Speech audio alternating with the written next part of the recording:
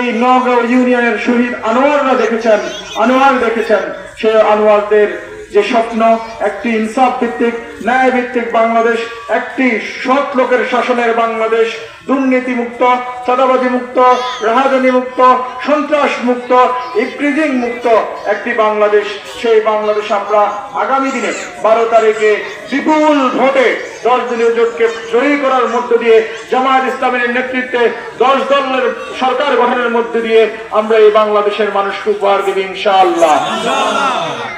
আমরা মনে করি আগামী দিনে 10 দল সরকার গঠন করবে এবং 10 দলের শীর্ষ নেতা জামায়াত ইসলামের আমির ডক্টর শফিকুর রহমান বাংলাদেশের আগামীর প্রধানমন্ত্রী হবেন ইনশাআল্লাহ।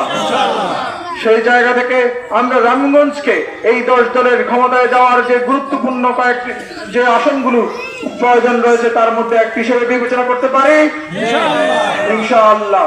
আমরা মনে করি আগামী 12 তারিখে আমরা বিপুল ভোটের মধ্যে দিয়ে শাপলাকলিকে বিজয়ের মধ্যে দিয়ে আমরা 10 দলের হাতকে শক্তিশালী করব এবং রামগঞ্জকে একটি আদর্শ রামগঞ্জের উপর রূপান্তরিত করার চেষ্টা করব।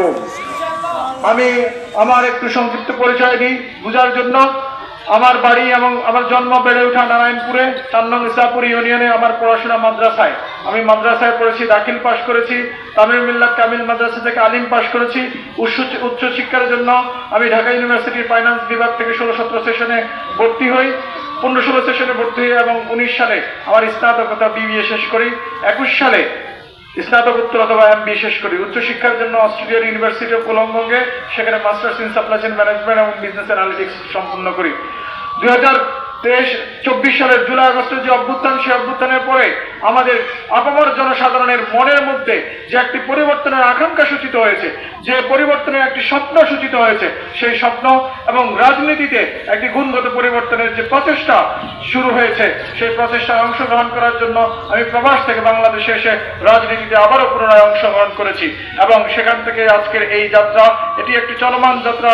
আপনাদের সহযোগিতায়, আপনাদের দোয়ায়, আপনাদের বদান্যতায়, মানুষের সমর্থনে যদি ইনশাআল্লাহ আগামী দিনে আমি রামগঞ্জ থেকে আল্লাহ আমাকে কবুল করেন, জনপ্রতিনিধি হিসেবে নির্বাচিত হতে পারি, তারা দায়িত্বশীলদের পরামর্শ অনুযায়ী এবং তাদের সাথে করা ওয়াদা অনুযায়ী ইনশাআল্লাহ রামগঞ্জের স্থানীয় প্রশাসনেও সৎ এবং যোগ্য লোকের শাসন নিশ্চিত করার জন্য রামগঞ্জের শান্তিপ্রিয় মানুষ, সন্ত্রাস বিরোধী মানুষ, মাদক বিরোধী মানুষ, চাঁদাবাজ বিরোধী মানুষ এবং যারা সমাজকে একটি সুশৃঙ্খল নীতি নিয়মের মধ্যে রেখে সমাজের শান্তি প্রতিষ্ঠিত করতে চায় এমন সব দেশপ্রেমিক আধিপত্যবাদ বিরোধী মানুষের সাথে নিয়ে আমরা ইনশাআল্লাহ একটা আদর্শ রামগঞ্জ গড়ে তুলবো ইনশাআল্লাহ।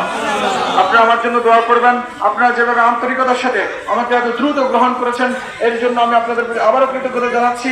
আমি আমার মা বোনদের প্রতি কৃতজ্ঞতা জানাচ্ছি, কারণ তারা অক্লান্ত পরিশ্রম করে রামগঞ্জকে এই দাঁড়িপাল্লার পক্ষে এবং 10 দলের পক্ষে এই মাটিকে উর্বর করেছেন, আবাদ করেছেন।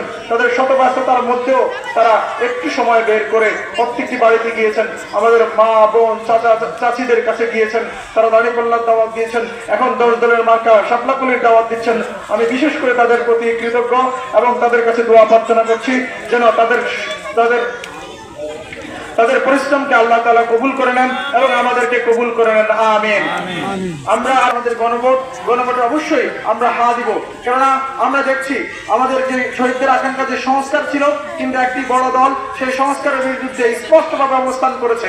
আমরা যদি এই দেশের মানুষকে বাঁচাতে চাই, এদেশের মানুষের অধিকারকে সংরক্ষণ করতে চাই, এদেশকে আধিপত্যবাদীদের বিরুদ্ধে থেকে রক্ষা করতে চাই, তাহলে আমাদেরকে অবশ্যই গণভোটে হা দিতে হবে।